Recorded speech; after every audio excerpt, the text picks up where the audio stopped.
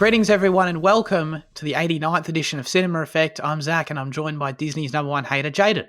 Hello. And our resident Irish citizen, aka Fitzy, aka Liam. Hey. You sound so enthused. up? You're getting into the new year of Cinema Effect.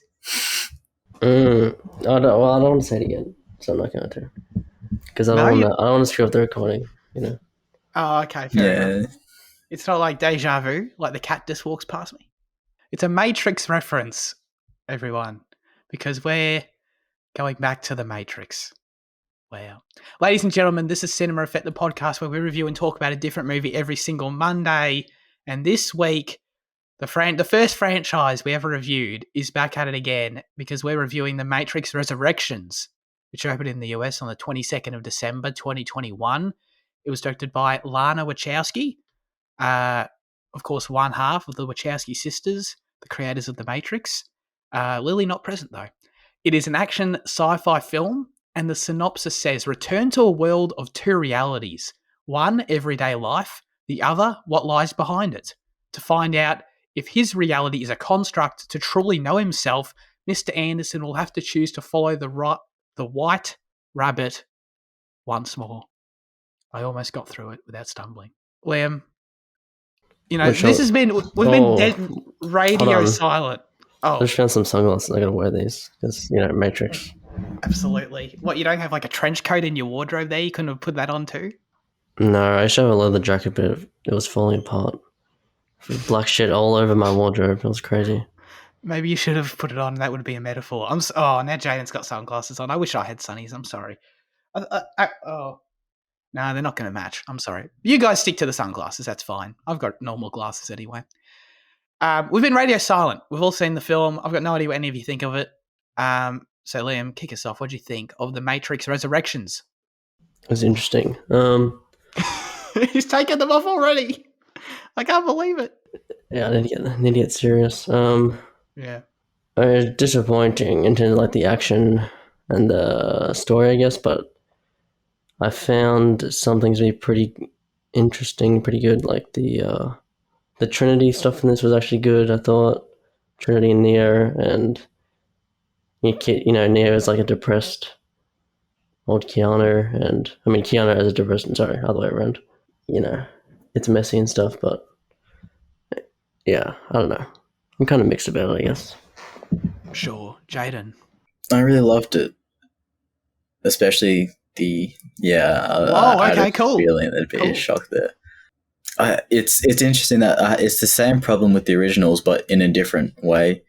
In that I really love the Matrix stuff, but then the real world stuff I wasn't as engaged in. But like it's for different reasons. I loved in being inside the Matrix here. It wasn't tinted green and all cool and edgy and kind of whack concepts and shit. This was just, I really liked what they were feeding us in the first 40 minutes. I really liked the idea. I was almost all in on them just being like, a fake thing. I was, just Neo was just Hideo Kojima this entire time, and just, I was really loving that. And then, like the real world stuff, I don't know, it kind of complements it and kind of also just weakens the entire movie, I feel. But I really loved what we got in the first act in The Matrix. I agree with you. Not overall. I don't know. I thought the movie was okay and largely forgettable. Overall, just talking about the entire runtime, like I wasn't super impressed, but it also, for me, didn't have elements and moments that I feel are aggressively bad, like the previous sequels. So I guess in the end, I found it ultimately inoffensive. So I put it in higher regard than those, but I don't know, I'm pretty mixed on. I'm pretty mid on it overall, I think, still. But I totally agree with you, Jan. I think the first act with Neo, everything with him as a game developer, and the idea of the Matrix being a video game trilogy that like exists, like I was in. I was like, oh, this is cool. It was by far my favorite part of the movie because I had that was the moment there in that first, it was probably about 40 minutes where I had legitimately no idea what was going on, and I enjoyed that about it. It felt like they had created this mystery again, like the first film was, I'm sure, at the time for people who watched it, of like, what is the Matrix? I felt like I was pondering those same questions all over again in 2021, and that was cool. it gave me that same awe, that it was like, what the hell is going on here? But it was cool that I was asking myself the question of, I thought they were going to go the route of like the trilogy, the films actually legitimately did exist within a video game, like the whole time. And as I Yeah. was like wrestling with that, it's like layers within layers of like what we understand the Matrix is. I was like, this is cool. I dig this. And I really dig like the meta stuff they deal with too, in terms of everyone constantly referencing we're making another Matrix. How do we go back to the Matrix where they shit on Warner Brothers and all that stuff? Like I was in on that stuff. Did that? I don't know. Did that capture you too, Fitzy? Were you having fun trying to figure that out before? Of course, it's all sort of just revealed to you. I definitely wasn't expecting it to be as like as meta as it was, and as like as much commentary as it. I didn't expect it to have as much commentary as it did have, and it kind of felt like the whole movie was a big commentary in some ways. So that was if these movies are supposed to be like, make you think differently, and if that was the idea behind the original Matrix, I guess they did that with this. I mean, from the trailer, I was definitely expecting just a more action-packed film, but it definitely wasn't that. It was kind of the opposite. So even though I didn't really, I might have even preferred just to, a more normal Matrix film. What are they going to do? Mm.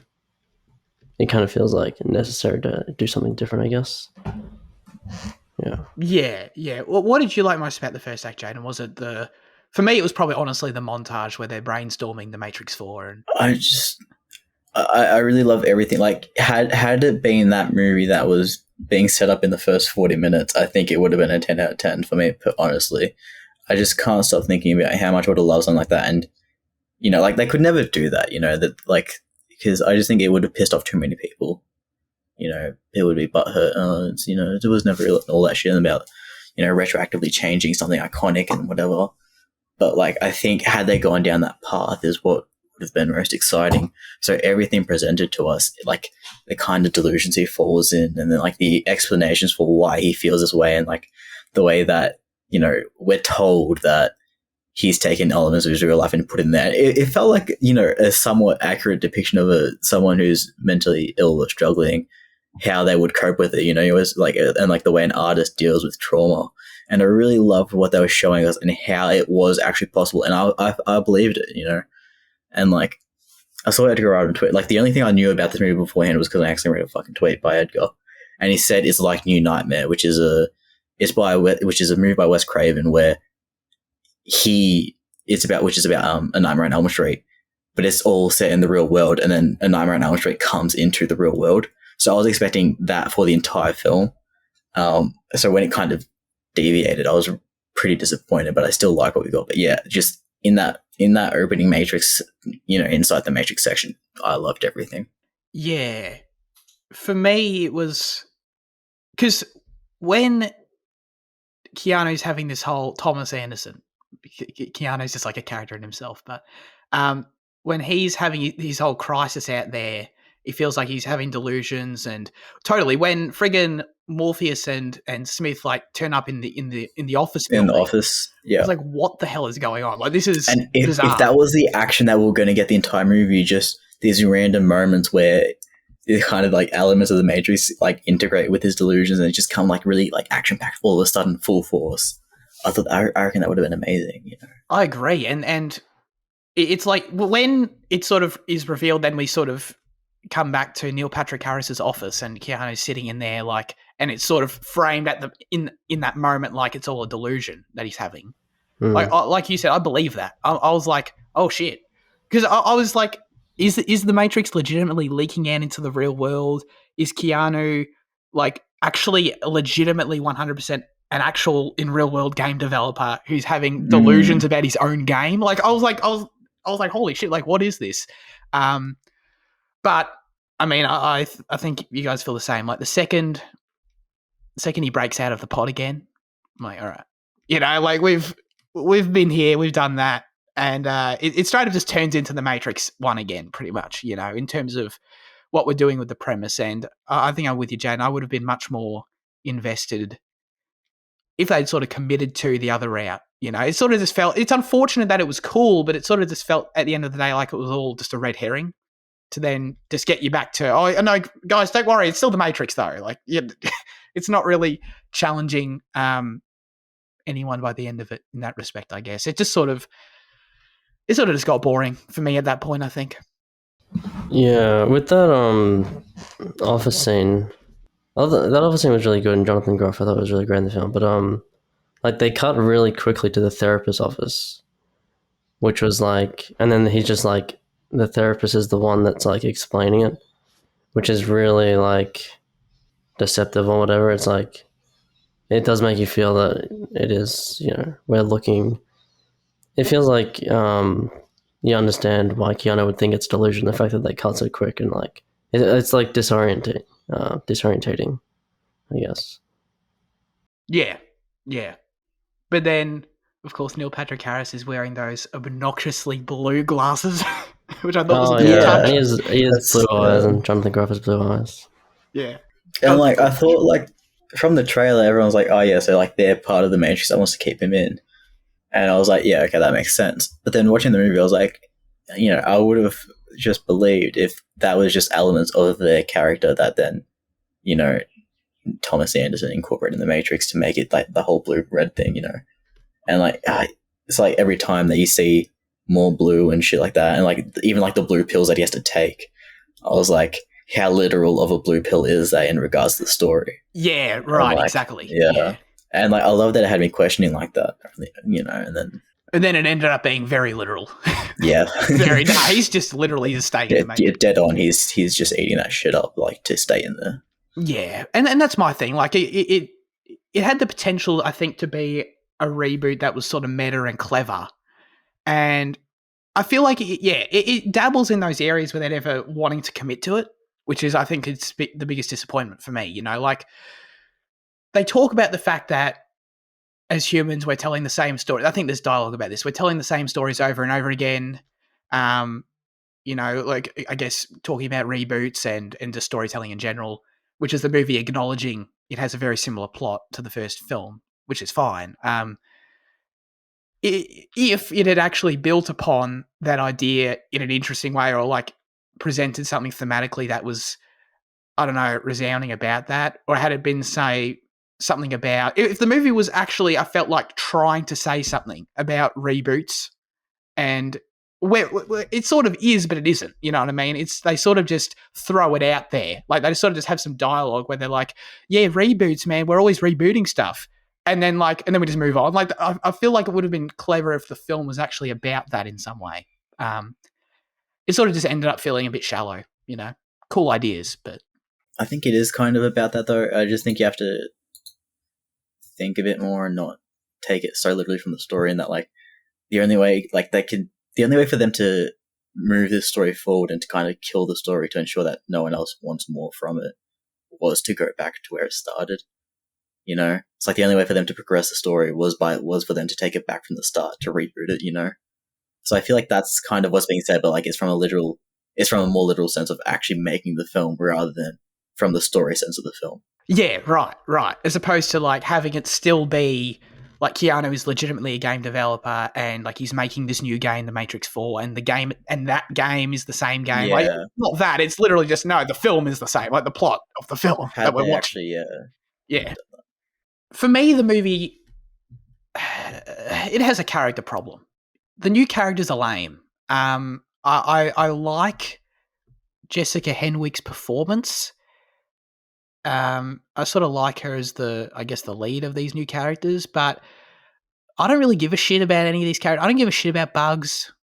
I can't remember any other new character in this movie other than her. Because there were some other ones, I think. Like, wasn't there that other, like, all the whole crew of the new ship or whatever the hell, dude? I couldn't give a shit. The new Morpheus man was pointless. I don't understand how the movie changes at all if you take him out of it. I don't understand what he contributed to this film as a character, and why they had to go out of their way to give the most obnoxious exposition in the first scene to like explain why he is Morpheus and why he's here and he's the program and he's this and he's that and there's the nodal or whatever the hell they called it.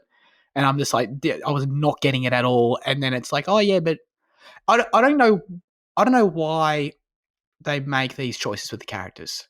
To me, it's just weird. And that's without even getting into bloody Jonathan Groff as Smith. Which you liked him, Fizzy, you said, is that right? Yeah, I thought it was good. I thought he really leaned into it.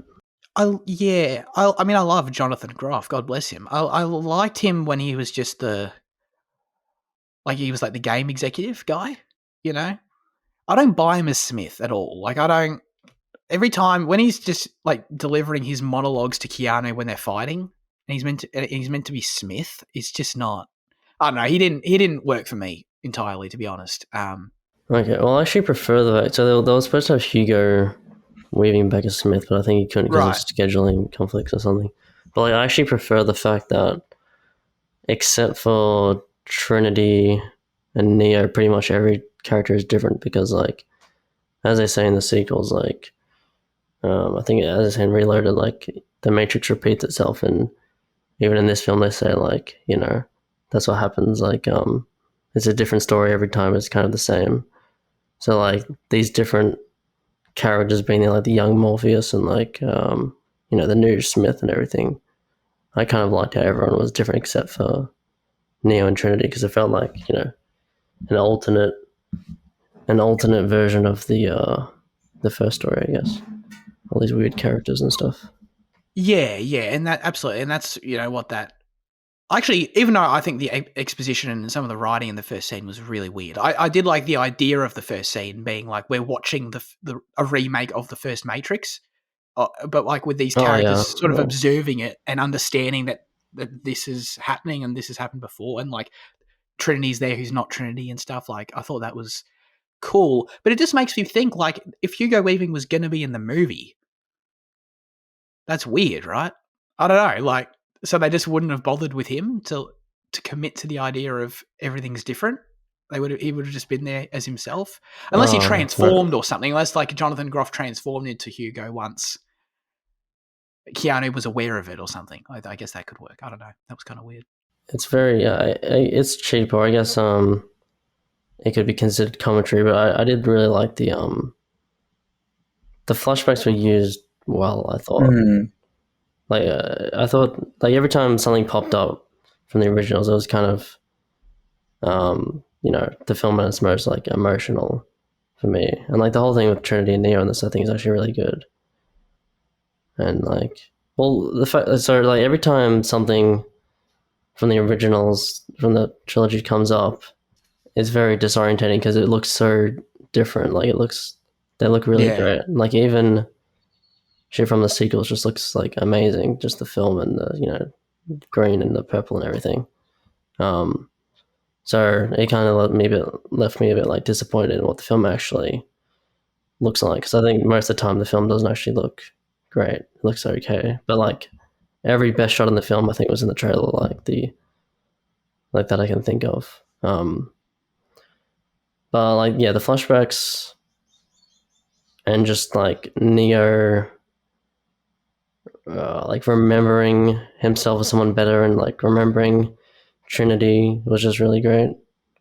That was part of the film that I actually could connect with, I guess, just in that normal movie sense, forgetting about all the commentary and stuff. I thought that was, and just Neo, as Jaden was saying, is someone who seemed like he was having issues and dealing with it through the game, through art or whatever, was really interesting. So yeah, you mentioned you liked the way the film looked, Jane, in terms of, is that correct, in terms of the Matrix, the look of it? Yeah, I really liked the new look of a natural look, and they justified it. The analyst says, my Matrix is different because it's feeding on, this part of human, and it's trying to. It's not trying to be the cookie cutter perfect that the old Matrix was. The analyst Matrix is more based on human emotion and whatever he wants. You're ruining the surprise lane. I can see the mug. I'm hiding. Yeah. Yeah, no, I do really enjoy it. I really like the way I think it actually looks good for once, in the Matrix and outside. I think the green tinge was cool. I think playing with the, with the grading and all that is all right. But like, I think it's ultimately a cheap effect to kind of, I don't know, I don't know. Yeah, no, I like it. Yeah, fuck it. That's No, I get what you kind mean. of Like it's the way the other films are lit is just it's very obvious in terms of what it's trying to represent of if you're in the Matrix or not. yeah. And I like that about those films a lot.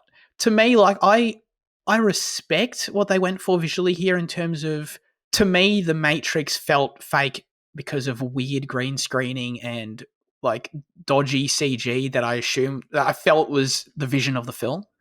Hmm. Um, and I respect it. I appreciate that idea of it makes sense on paper in 2021. How do we sort of represent what the Matrix feels like? The audience is, I think, more attuned to what feels fake on screen and sort of using that to their advantage. I like that.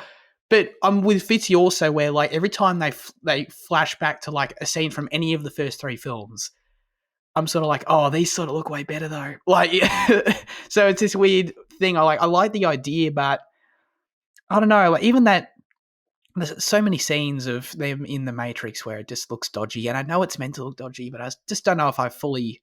When you say like, what exactly are you thinking? Because like, I thought it looked.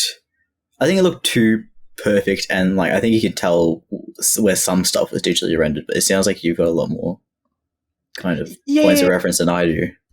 just the cityscapes and stuff. I think like that final scene for some reason sticks out. You know, where they're like standing in the broken ruins of the analyst's office, and they're sort of Mm, just like, and you can sort of just see outside, like sort of right over here with mm, the sun shining in. That whole right. thing looked real bad, but like, it's sort of like it looked fake as hell, which I assume again is the intent. It was just sort of, I don't know how I feel about it entirely when we already have another style previously that I really like. But it's also one of those things where it's like they're trying to do something new, so like Yeah. I can acknowledge that and appreciate that as well. Well, I think like so there was that shot from the trailer of like the analyst's house or whatever, and like you saw the city in the background. It was like a really fake looking shot. Like that looks really great. That's really interesting.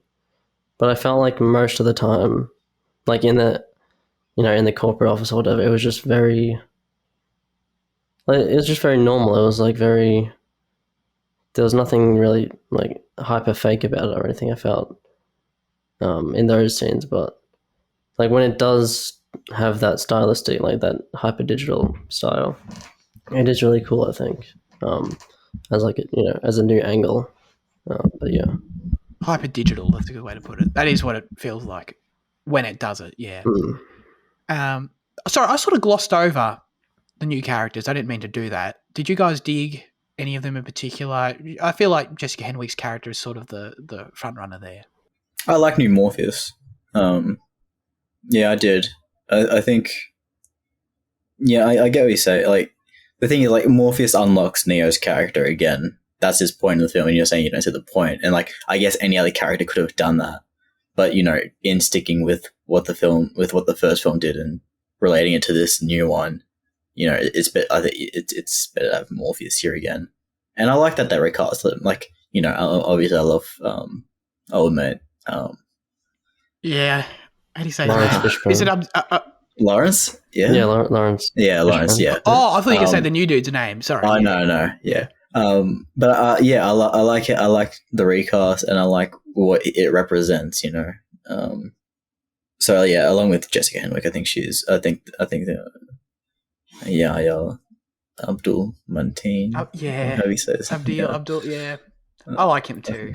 yeah, He's great in Watchmen. Lawrence Fishburne told Collider Movie News that he was not in this Matrix movie. When questioned, he replied that someone should have to ask Lana Wachowski because he had no idea why he wasn't in it. yeah. But like, you see, the thing is, it's not. Like, he sounds pretty jaded by that, but like, I don't think it's like it was never like a malicious thing, or like like it actually serves a story point in him not being there. It does to an extent. I would have still liked to have seen him outside of the Matrix, like when they go out there and there's the statue of him. I would have liked to have, like, I would have liked to have seen him as sort of a general out there. Maybe, I don't know. I feel like that could have worked, but then I think their explanation for killing him off is also really strong in that his belief in Neo never faltered, and he died with that belief at Zion. Is that what it's called? that terrible city, yeah. Or are you talking about that? The new one's called Io. Io, but the old one was called Zion, Yes. right? Yeah. So I think it was fine. I think we got a statue of him. We saw a few flashbacks. Yeah. Yeah. The one thing I didn't get about him though was that I felt his inclusion in the film was convoluted to me anyway. Like the whole he was an agent, and then like he had an awakening. The agent had an awakening of who he was, and then he's and then he's like in code. He's like a combination of Smith and Morpheus. I don't understand. Like I didn't get it at all. Like if they just stuck with him being a reincarnation of Morpheus as code, that's fine. I get that, but I sort of did you guys get that at all? I was sort of overconvoluted. It was a way of Thomas Anderson like subconsciously remaking him and like a way to sneak him back, wasn't it? So Neo coded him. Yeah. Yeah. Like it's like the Matrix gave him this persona as a game dev, and like I think we're always meant to, Neo was always, or Tom Anderson was always somewhat aware, even in the originals, before he was awakened, that there was something wrong. So I think it's kind of implied that this character is also a bit clued up, and he probably like subconsciously coded Morpheus back into reality. I think that's kind of what it's meant to be. So I just don't. Okay, right. I don't really understand, like how he can. So he can control he can code things into the Matrix that he's living in. I guess, like, but he doesn't know he's doing it. So the Matrix now is based entirely off of Neo and Trinity's emotions. So like it makes sense that there's like part of his like I think it's his rage is what the analyst was saying. So it makes sense that there's a fragment of Morpheus in there, and that he was able to build him from that fragment. I think that's all fine. Okay. It's a bit, yeah, I don't know. It's a bit much for me, to be honest. Like, I don't know if we need that much over-explaining of it. I was confused. I mean, it wasn't over-explained, though. That's the thing. You're confused by it. I mean... yeah, but they have these long scenes where, like, they do explain it. I just didn't get it. Like, where... I don't know. Like, I feel like even leaving it more vague could have been... Actually, I don't know if I would have liked that either. I found it weird at the end of the day, I think. But did you like New Morpheus, Fitzy, at all? New Morpheus, that's just his name. Yeah, I did, but like, there are no scenes with him that I would say, "Oh, he was really great in that scene," or "He really added something." But like on the whole, I think he was a good addition. Weirdly, but yeah, I didn't like Bugs. She was like mumbled a lot. I didn't really understand her. I liked the analyst in this. Yes. He was really good. And of course, Gruffy. He was good. Gruffy boy. I did like the scene. I don't want to be too negative on Jonathan Groff.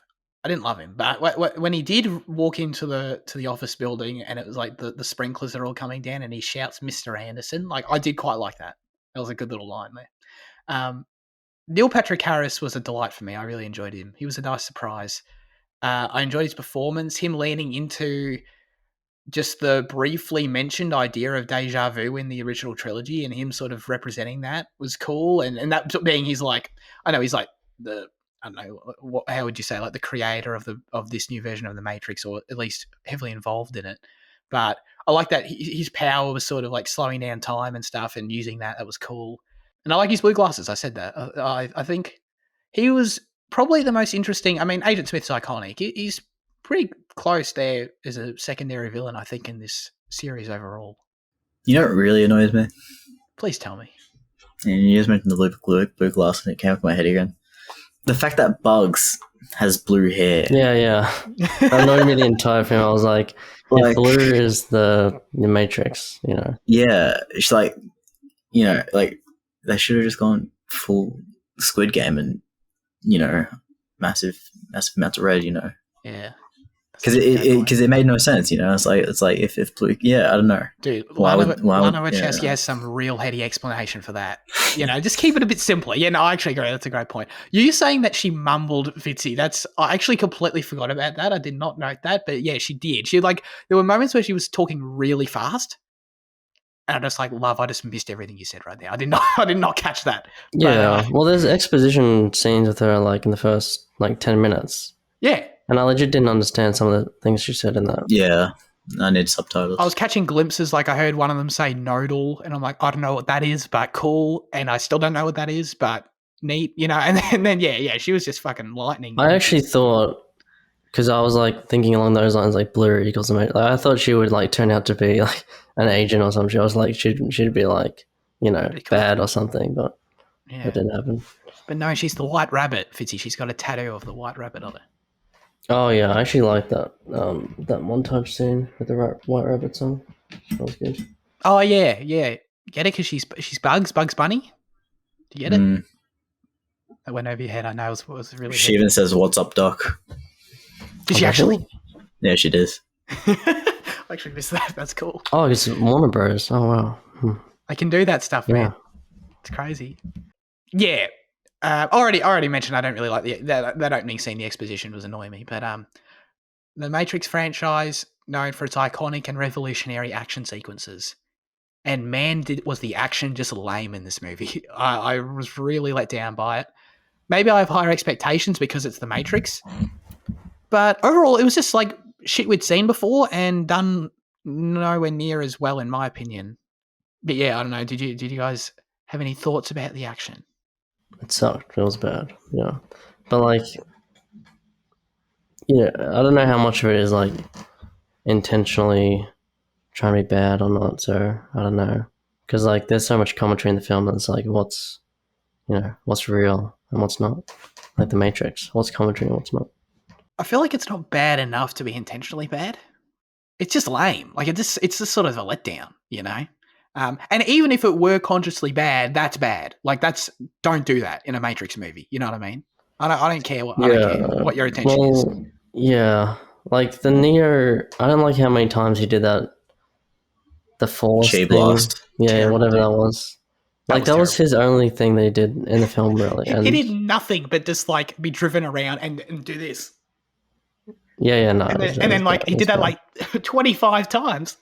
Yeah, I think I enjoyed the Smith fight scene because I just thought Groff was great in that, but like the actual fighting isn't great. Like I rewatched that fight in the first film under the at the train station with the Smith and Neo, and that's like just a great martial arts fight scene. That's really fantastic. But like there's just nothing in this that's good. No, when they're friggin' in the first one, when they're like flying at each other, just shooting.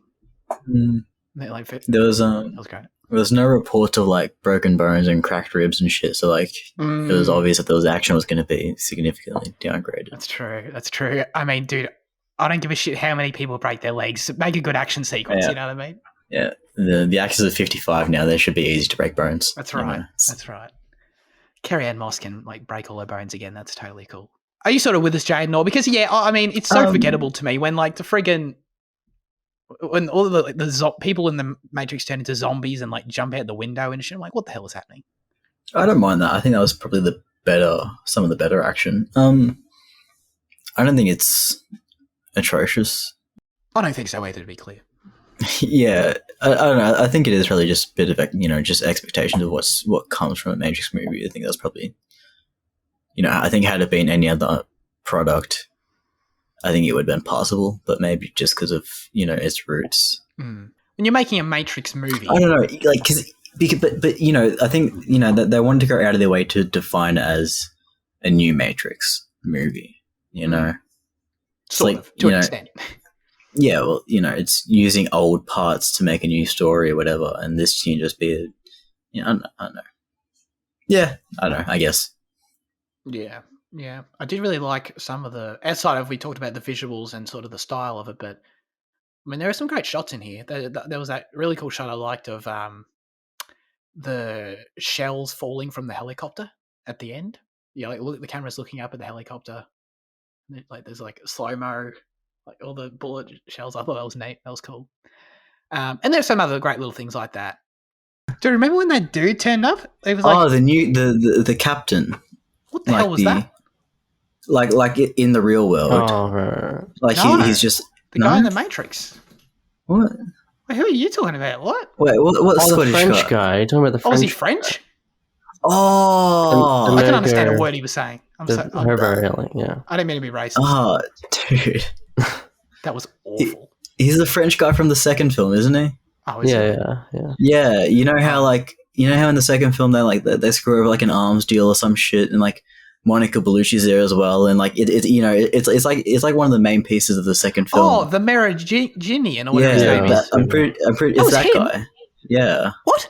Oh, That was Really? him, Right? Yeah. yeah. so wait, hang on. So what? And that's why he was upset at Neo, is because like he like screwed over his entire life in the Matrix. But it doesn't really make sense because the Matrix was reset. But I guess like if it's part of Neo's thing, I don't know. But yeah, whatever. Yeah. Dude, I had no idea what was happening. I was like, why is this man shouting in this movie right now? Why is this happening?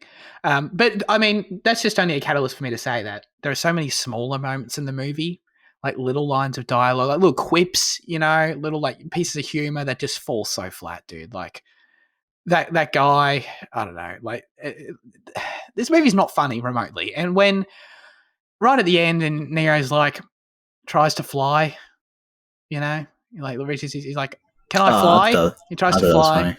He can't. It's like why? But why can't he? I don't know. He doesn't believe in himself anymore. Is that it? Oh, okay, that's fine, I guess. Oh no, this stuff fell flat to me. I didn't laugh once in this movie, and I feel like there were like it's not a Marvel movie, but I feel like there were definitely attempts at humor that did not work.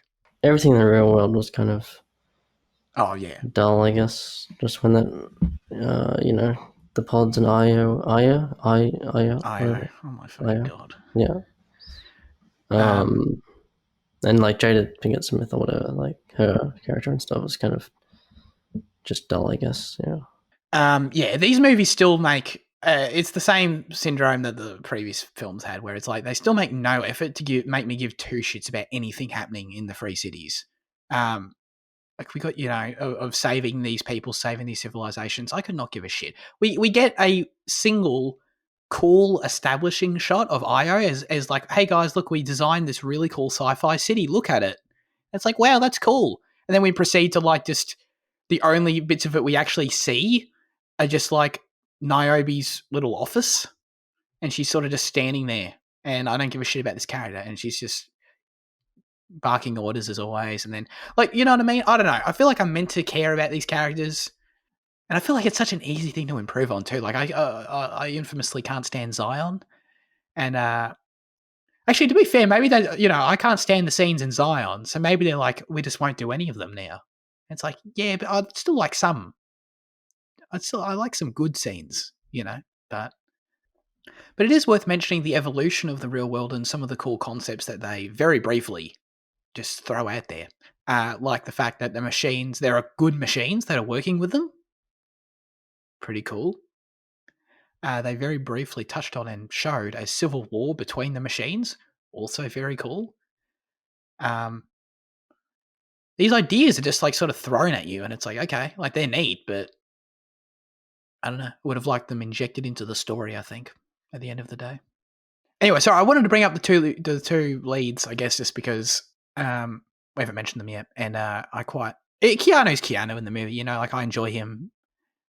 I don't know how much he actually felt like Neo, but I don't know how much Neo was just sort of Keanu in the first place. So I enjoyed them in the movie. I think they have good chemistry. Yeah. Yeah, They're really good. I think didn't we say when we were reviewing the originals that like in the relationship between Neo and Trinity is just something that we like none of us really cared about, right? It's sort of It felt like a very odd, borderline forced kind of thing. Yeah. And then I think, in the opening 40 minutes when like the analyst explains it as like a doomed story that he incorporated into his game because he could never be with her, I was like, oh, that makes sense as to why it's all janky, because it's like just his imagined kind of thing. But like, oh no, they actually are star-crossed lovers and bullshit like that. I'm like, oh yeah. Well, the thing about the I'll be first back. one, like the first one doesn't really. I don't think it needs Neo and Trinity because, like, the first one's a commentary on like conformity, like in the '90s, and how like breaking out of that, realizing we live by all these codes and stuff, and that's super great by itself. And then on top of those ideas, you have the action. So like putting the relationship in that first one as well is kind of when I watched it, like this year or last year, whatever we did, it was kind of like this is an okay edition, but it's not. It feels like a tacked on kind of romance when everything else is so great. But like that's weird saying that because like in this film, the flashbacks of their love together and like the way, um, like yeah, their love story in this is really great. So it's kind of weird. Yeah, like everything is so great in the first Matrix. It's like it kind of feels distracting almost. But in this, it's like the main thing. It's the main thrust, not the action, not the ideas or anything like that, or the visuals. But like I think they did have good chemistry in this anyway. Trinity's alter ego Tiffany is now married to Chad, played by Chad Stahelski, who directed the John Wick series with Keanu Reeves. He's in fact was the stunt double for Keanu Reeves in the original Matrix trilogy. Hence, they both played Neo. That's sort of how they got to know each other. So I marked out for Chad. I was a big fan of that. Did you recognize him when you saw it? Yeah, Do you know his face? Oh. I know his face. I didn't. I saw his face, and then I was like, hang on, who's this guy? I know this guy. And then they said Chad. They called him Chad in the movie, and I was like, oh, okay, right. Which was weird, but also funny. I don't think the score was that good at all. I thought it was very generic. And Oh, like, okay. yeah, like there was no style to it at all. I thought it was it was kind of bad. It was just yeah. I actually kind of liked it, I don't to be honest. remember anything about it really. Like, but I remember while watching it, I was like, oh, this is like really average. It didn't Yeah. feel like anything. It felt like just Marvel movies, kind of very generic. Yeah, there was that one moment where they are walking into the start of the third act when they are walking into the I don't know, was it the cafe or whatever, where Neil Patrick Harris is waiting for them, and it's the big sit down. Like there's agents everywhere, and it's the big sit down to find out if Tiffany's going to remember who she is. And as they're sort of building tension there as they're walking in, I thought the score was quite good there. But yeah, I know. I wrote down I liked it, but I actually don't really remember it other than that. So I don't know. Did you dig it, Jaden? Can you tell me No top recollection eight of it at moments? all. No, top eight moments of the Matrix Resurrection score that you liked. When they used those digital tones in that one scene. Digital clones. Tones. Oh yes, I was just spurting random bullshit that probably the happens whole because movie. I don't recall. No, I don't recall the score at all. that one scene when Neo did this with his hands and he blocked all the bullets. Remember that scene where he did that? Remember that? Oh, sorry, that was like 20 scenes. Sorry. I mean, like, do you really expect much else? I mean, like, Yeah, I sort of do. This is Keanu Reeves. This is the man. yeah. This is the man who just finished John That's Wick Chapter fair. 4, Yeah, and it's probably I going was to be gonna- killer. I was going to be like, do you expect much else from a 50-year-old man? I was like, oh, I know, we just got John Wick. That's right. Yeah. Yeah, we just saw him like perform incredibly long and complicated. Yeah, like ridiculous stunts. Yeah, gun sequences. Oh my god. Yeah, he can do a bit of martial arts. Yeah. Yeah, Jen, you started and said you loved the film. They were your words. Those were your words. I feel like the tone of this review hasn't gone your way. I loved what the film could have been. Maybe. Okay. I genuinely, utterly love the first part, like we've gone over multiple times. Yeah. And I still like the rest of the film. And I think just by how much I like how much I was into the start, it probably carried over that tone for the rest of it, I do think it's significantly weaker than what we're first presented with after, once we get out of the Matrix for the first time. But it's still an experience I very much treasured. to the point where like, this is the second best series, and I think it's a lot closer than for me than what it seems like for most other people.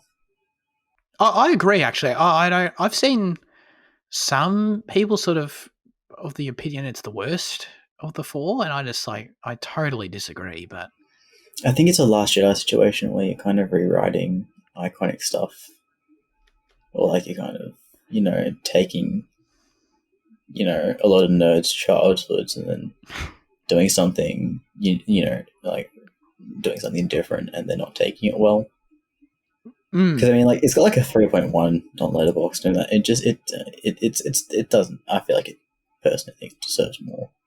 I actually don't know what the critic because I avoided everything. I don't know what the critic consensus is. yeah, Let me check that before I start talking more shit. all the critics loved it. It's got a 98 on Metacritic. Where would you rank it, Fitzy, amongst the rest of this incredible franchise that we've explored? Oh, it's definitely better than the original. Just number one, bro. Number one. No, Whoa. I'd say. Well, the funny thing is, like as I said, anytime the film like had those flashbacks, I was like, oh my god, that looks so good. But then when apparently I didn't like those ones, so I guess it's second. Yeah. Yeah. I don't know, man. I was offended by 2 and 3. You know what I mean? I was offended by those movies. I think this one is a great advertisement for 2 and 3, honestly. Yeah. Nothing made me want to rewatch them beforehand, but then like watching these, I was like, oh, maybe I should rewatch all of them. That is so true. Yeah. I never really want to watch them. I never want to watch them again, ever. Can you believe that was basically coming up on 2 years ago we did those? Oh, it's wild. It's wild. Oh, shit. I thought it was last year. Yeah, it was last year, a week ago. Yeah. I love how the movie, it's Matrix stuff, but I love how it forces you to look at the background and really pay attention. The way, like, they, even though I wanted to believe that it was outside the Matrix, I was, like, in that opening sequence, I was always looking for, a clone, or I was looking for, like there's ways that they can kind of, like, sneak in, like, that Matrix code, like, into it. Like, they show us, like, Morpheus, like, sees it in, like, the mirror or whatever. But then, like, the way that, like, they have, like, the rain drop down the window, and it kind of is resemblant of it. And, like, Thomas Anderson's bedhead is, like, this, like, it has, like, this kind of thread, like, detail on it. And, like, the thread kind of resembles the code. And, like, even that, like, that cafe, like, the symbol that has, like, those green lines. And I love, like, looking in the background, looking for those. And, you're looking for bits of deja vu and reds and blues. And I really love how much it makes you pay attention when you're in the Matrix, Except Bugs' blue hair. But, yeah. Well, yeah, apart from that, yeah. That I honestly didn't really take note of any of that. That's very thoughtful production design. That's great. Oh, the only other question I had wasn't there multiple times in the movie where they sort of show that Keanu, like Neo's character, like he's not being seen as physically. Yeah. Didn't understand that at all. I had no idea what was happening. Well, there's other people seeing his face differently, I think. But like, why? It was a way to hide him from people trying to get him out of the Matrix, probably, because the machines wanted everyone to believe he's dead. So they. Oh, okay. And that's why, like, they were saying, like, it took us a long time to find. Sorry, Liam. Like, they were saying it took us a long time to find you and whatever. Okay. I thought he had 2 faces in the movie as well, though, because he had there was at the award thing, he was like a bold man for like 2 seconds, and then in the mirror he's like quite different. Yeah, actually, I think you're right about that. So there's the bald man, and then there's also, like, a 60-year-old version that he sees in some of his delusions, and then there's also actual, like, Neo. So, like, there is kind of, like, 3 faces that you have. Okay. But like, I thought, like, in the mirror scene, like when they're explaining it to him, they say this is what you look like to other people, and he has like. He looks very different to the bald man. Like, he has facial hair and he's like narrower features and stuff. Well, maybe it's not like maybe it's not one set thing because like that bald man jumped off a building, so like maybe he died and they had to recreate him or something like Oh that. yeah, I because don't I was know. actually wondering like what happened after that. Yeah. Yeah, How could he jump off a building, dude? He had just won a game award. You know what I mean? Like in the initial, when they're with like Morpheus and that, do they go like to that key shop that was in the sequels? Well, like they're in that shop, and then that's how they go through the doors or whatever. They use those doors again. But I think because there was I think it was a key shop, right? Because remember that you know that lockmaker character, whatever. He was in the sequels. Yeah. I guess that was like a callback.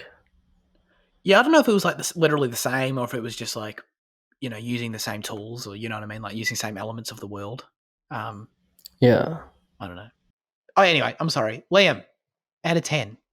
I think it's just 7 out of 10. I think I was expecting a good action film. It wasn't that, but it was really interesting. Had some interesting stylistic choices, and I think it was a lot of fun just seeing what would happen in a new Matrix film, and I really wanted to rewatch it, so and I do want to rewatch it again, so yeah, 7 out of 10. Huge, Jaden. yeah, like I don't know. I want to give it a higher, but you can't give a score on what you want a film to be. It's like I guess it is a 7.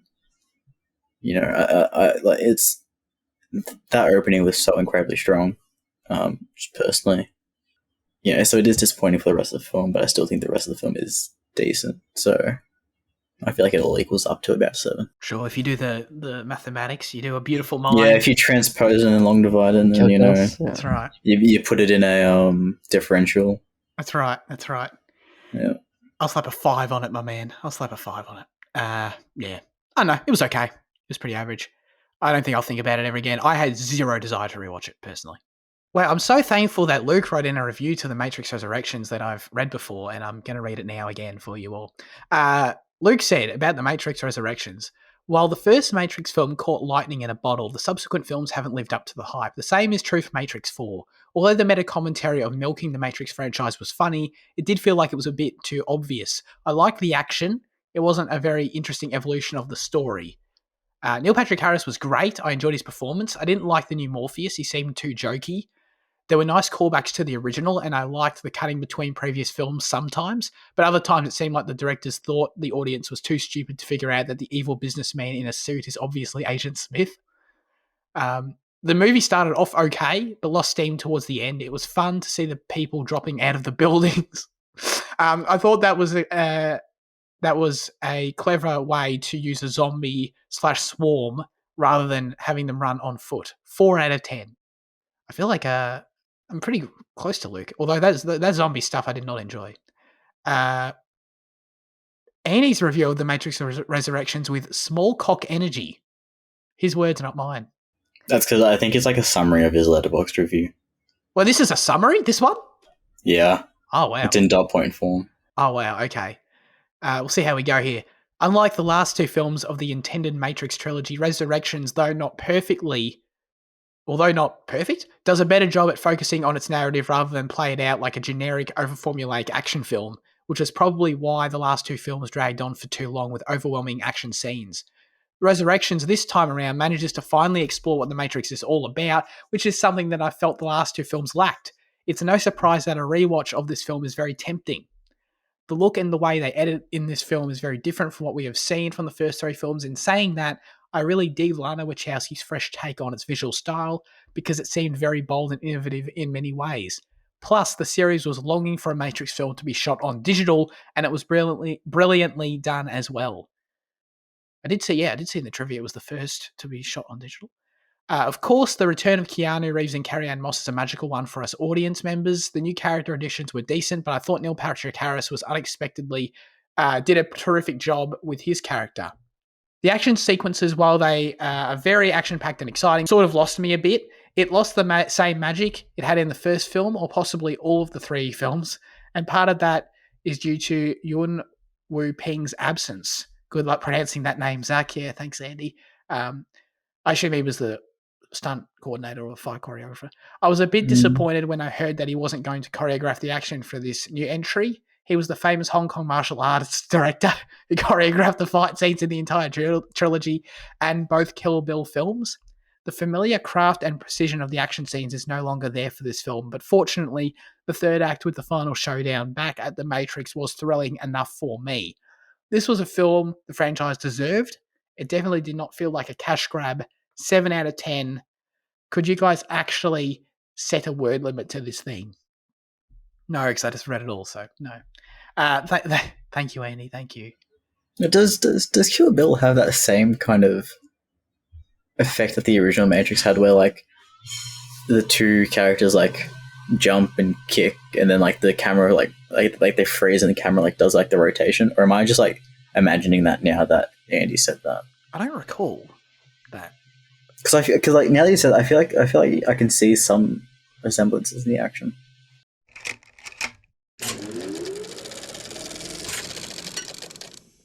Now it's time for our highlights of the week, I guess, or our highlights of the month, our highlights of any period of time you wish.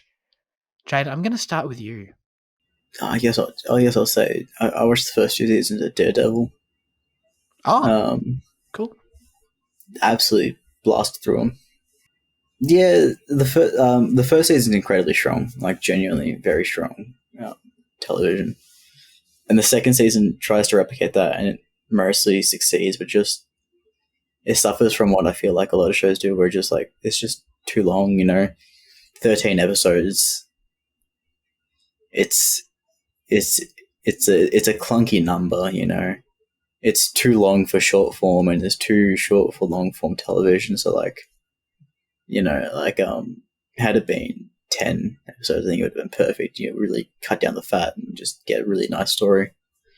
But no, it is very strong. It's kind of incomparable to the new Marvel that we're getting on Disney, because of just the tone is entirely different. Like just unbelievable. Like even like the grittiest ones that you have on the new in the Disney Plus, like what the Winter Soldier, and like it just doesn't come close really. The reason I watched this is obviously because of MCU reasons. Now, I think the first season, I don't know. I wouldn't say it's worth it watching. I haven't even got to season 3 yet, and I'm kind of dreading watching it because like I don't know.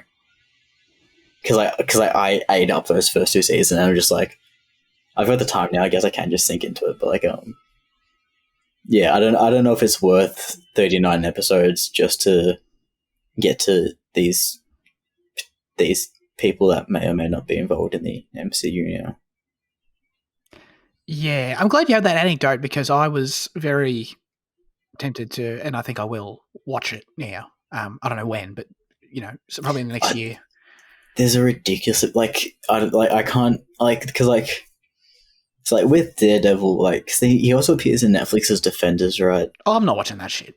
No, and like there's just so much Marvel content on Netflix, and like it's just not worth watching at all. And I think people that are tempted to watch it because of the MCU connections now, just watch Daredevil. Don't put yourself through everything else. There's 3 seasons of Jessica Jones, 2 seasons of Luke Cage and Iron Fist, and it's just so much TV there. I mean, no, Daredevil's all you need. Yeah, it's good to hear that. I'm very curious to watch it. But what I am curious most about it actually is like, how does it hold up from a production perspective in terms of like the way it looks and feels? Because that's it looks fantastic. Cool, because that's a criticism we have of Disney Plus shows. So I was just sort of interested in that. It is the best like Marvel TV show. Cool. Like looking, it looks better than most Marvel. Like we've complained before about the CGI in Marvel and stuff, and like the way I don't know, but this one isn't CGI heavy, so like it just. I don't know. That sounds it's right. Honestly, it's almost like you're taking the first season of Arrow and then just cutting it by like half. Oh, is the first season of Arrow like 20 episodes or some shit? It's like 24 episodes. Oh my god! And like it's about this vigilante who comes to this city. It's really gritty and dark. And oh sure. It's like they're very similar actually. Now I think about it. A businessman by day, Matt Murdock's a lawyer by day. Cool. All right. Let us know how that goes when you finish season 3, whenever that is. Liam, what have you been watching? My highlight is West Side Story, which is really amazing. Amazing set pieces and music and direction, and really just good fun. Really emotionally charged. It's really, really great. Steven Cool. Spielberg. Our favorite mate. Is he? Are you familiar with the original at all? No, I have not seen the original. I didn't want to because then it would, ruin the story a bit, even though it's based on, Romeo and Juliet and stuff. Oh, is it? Yeah. Spoilers. Yeah. Okay, cool. I'm curious to see it. I'll probably wait for streaming at this point. But because I don't know, like for me, I don't know. I want to get your thoughts on if you think I'd like it, because I see that runtime, I see a musical, and I go, I don't know if this is for me. So that's where I was at. But I'm curious. Yeah, you might not like it, I guess. I mean, there's nothing like Tick Tick Boom was like a character study film. I guess this isn't anything like that. It's pure musical. So, I mean, the way they use like the gangs is really good, but like, I don't think you'd enjoy it. I don't know, maybe. Yeah. Okay. I don't know. All right. I'll quickly say that I watched quite a few films over the last couple of weeks, and my favorite was Encanto, which is the newest feature from Disney Animation, and I thought it was absolutely terrific. Really, really enjoyed it. It's definitely top movie for me in 2021. Just the way I don't know, man. I feel this way generally speaking when people sort of have these weird arguments about characters in films and investment in films where I don't know. I feel like I see it a lot where it's like this movie needed more time, or this movie needs a prequel, or when people say about the DCEU, oh, we needed 5 more movies before we got to Justice League, so we cared about the characters. This is a weird anecdote, but it just none of that shit makes any sense to me, man. When you have a 90-minute film that makes me care about your characters that hard, and it has like 10 characters that I really care about in it, it's like it's all about how you use your runtime and how well your script's written and how good your performances are and all that stuff. It's got nothing to do with how much time you spend with someone, in my opinion. So I just really dug it. I thought the songs were great. It's visually stunning. The premise is awesome. Thematically very enjoyable. And it got just tons and tons of really likable characters. Like literally everyone. It's really terrific. Very very easy to connect with and resonate with. So I highly, highly recommend it. But you guys know me. You know I'm a big animation mark. So I sort of was going in expecting to like it a little bit. And I wasn't let down. But I think that's it for this week's episode of Cinema Effect. We don't have any question. We read out Luke and Andy's reviews as I stumbled through them, of course. But we do have to determine, Fitzy, what our next film for next week is going to be. And we're going to do that via a poll announcement right here, right now. So this is wild. I forgot one. Yeah, I remember now. You remember your movie? It's all good. Okay. Do you want to go first or do you want me to go first? You go first. All right. I'm going to be nominating Wall-E from Pixar. Oh, Wall-E. Okay. I'm doing also a sci-fi film, The Fifth Element. Oh. With Bruce Willis. Yeah. Cool. And Gary Oldman. Everyone vote for The Fifth Element. That's the better choice. Yeah, big as. Go and do that. Who directs that film? Oh, someone. Someone does indeed direct it, yes. Luc Besson. Oh, that doesn't ring a bell. Oh, the French director. The guy that did Lucy. And Yeah, oh, really? It's him? Is it? I'm pretty it's him, right? But isn't he like I don't know. Isn't he like the French film, the French director? Yeah, it's Luc Besson. Oh, nice. Cool. All right. I'm excited for that. We will have a poll very soon to determine that on the Instagram. So make sure you go follow our Instagram page and participate. and that will determine what we watch next week. Other than that, though, we appreciate you all tuning in. Thanks, everyone, for listening in a new year. Thanks, Liam and Jaden, as always. We're back 89 of these in. Well, I guess if you count like the weird spin-off episodes, this is like the, 93rd or some shit, which is crazy. But anyway, we'll see you all for the rest of the year. I hope you enjoy our third season, and we'll catch you later. Have a good one, and goodbye.